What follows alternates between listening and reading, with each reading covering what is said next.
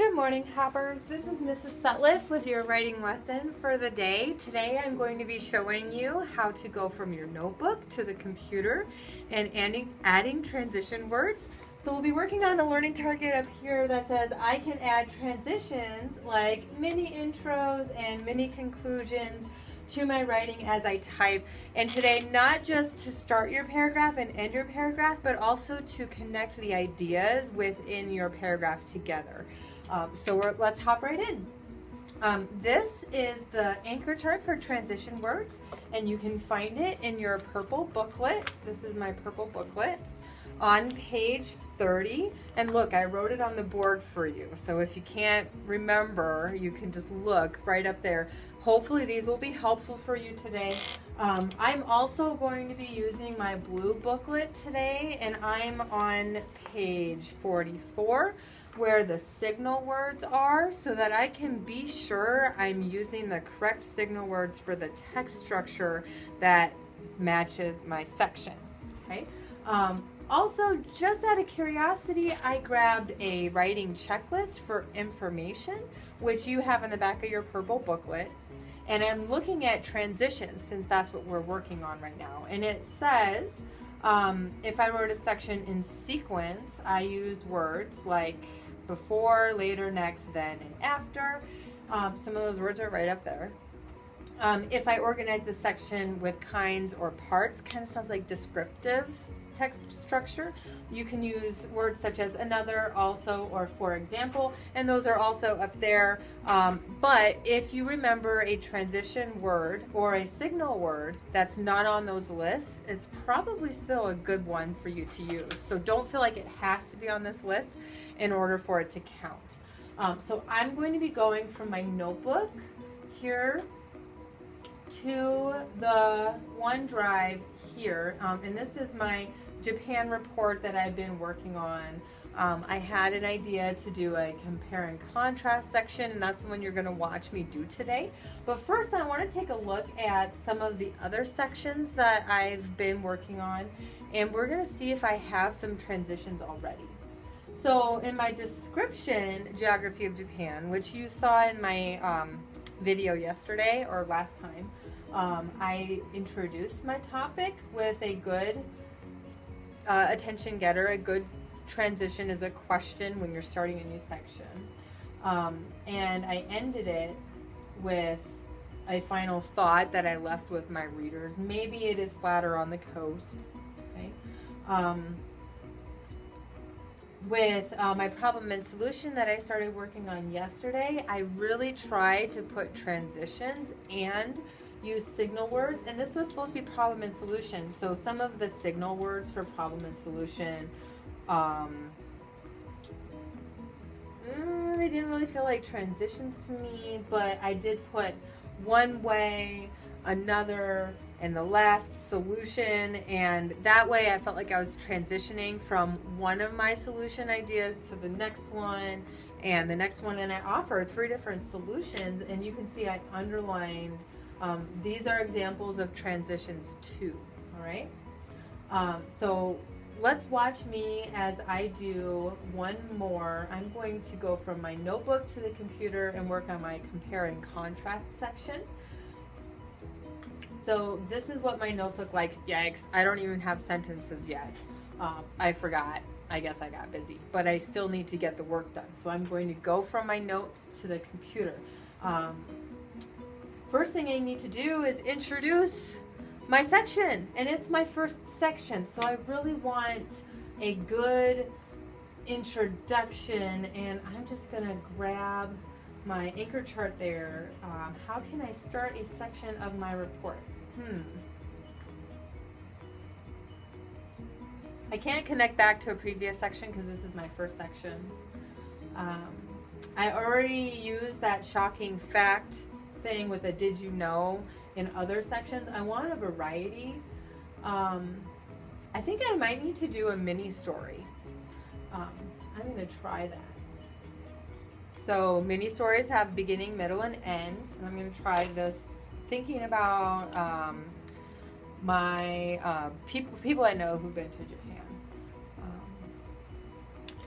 My husband went to Japan when he was a kid. He had so much fun, but he also noticed that there was an awful lot of aspects of the country that were so different than back at home. He came home with tons of stories about how Japan and the United States are different. Okay, because I have a mini story, my introduction can be a paragraph all by itself. So I'm going to start a new paragraph, and this is where I'm really going to jump into my notes. In Japan, they eat with chopsticks. In America, we use forks. And I'm going to use some signal words like similar, alike, same, just like, both, different, unlike, in contrast, on the other hand. And then I can also use my connecting transition words here and say, it says, for example, or some examples include. I'm going to use some examples. Let's see. Some examples of differences include how they eat in Japan. For example, in Japan, they use chopsticks, like it said in my notes, to eat their food. Signal words. In contrast, or on the other hand, back in America, we use forks and knives to eat our food. Okay?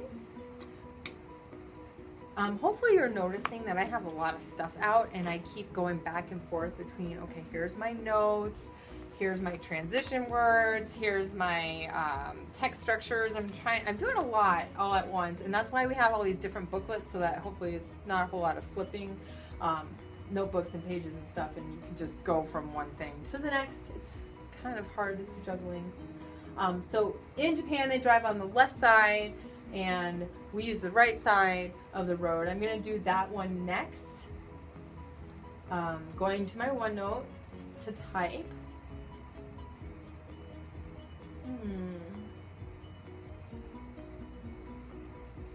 I'm just going to use the word another. I'm looking at my transition words. Another, it's the first one. Another way it is different in Japan is that they drive on the left side of the road. We drive on the right side.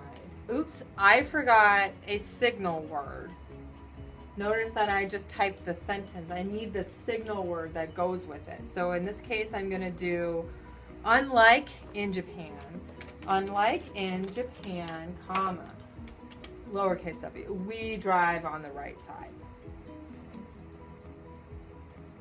Oops. Let's see.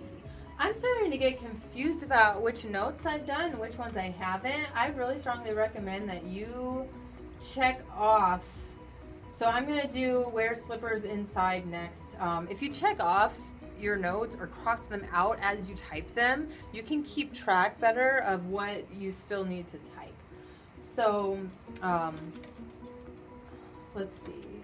Also, in Japan, when they go inside, they take off their shoes just like we do. But in contrast, in Japan, everybody puts slippers on when they are inside. Oops, let's just try to spell inside correctly. There we go.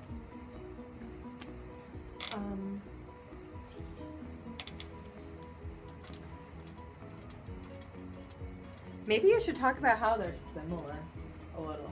I wonder if I have any notes about that.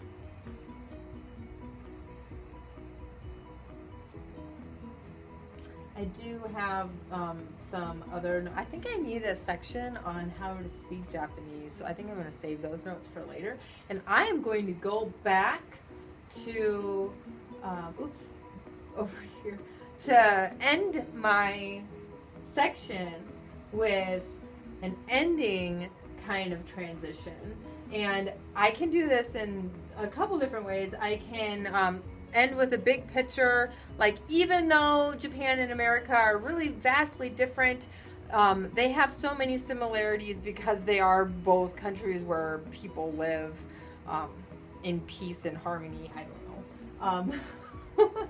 I could transition to my next section, or connect back to the beginning where I was talking about how did I start this? My husband and his story. Maybe I could just end on the note that I can't wait to go to Japan and get to experience all these differences for myself. I think that's a really good way to end this section. So I'll just write, I can't wait to go to Japan for myself and get to experience all the differences firsthand. And that is about it for that section. I might come back when I'm revising and add to it, but right now I think I'm ready to go on to the next one. So I encourage you, as you finish the section, to try and go on to another one and keep going. And you might consider starting today, trying to remember what was I doing yesterday, and picking up right where you left off. Remembering that today, not only are we starting and ending our section with transitions like these, we're still doing that today. We did that yesterday. Keep doing that. But now I also want you to use transitions to glue the sentences within your paragraphs together. Okay? And you can do that with these transitions. You can do that with the signal words for your different text structures. And you can even use your checklist to find some transitions. And you may even use some of these today as well, as you incorporate what we did yesterday. So that's it. Happy writing, hoppers, and get hopping. Good luck with your text structures in your different sections in your writing today.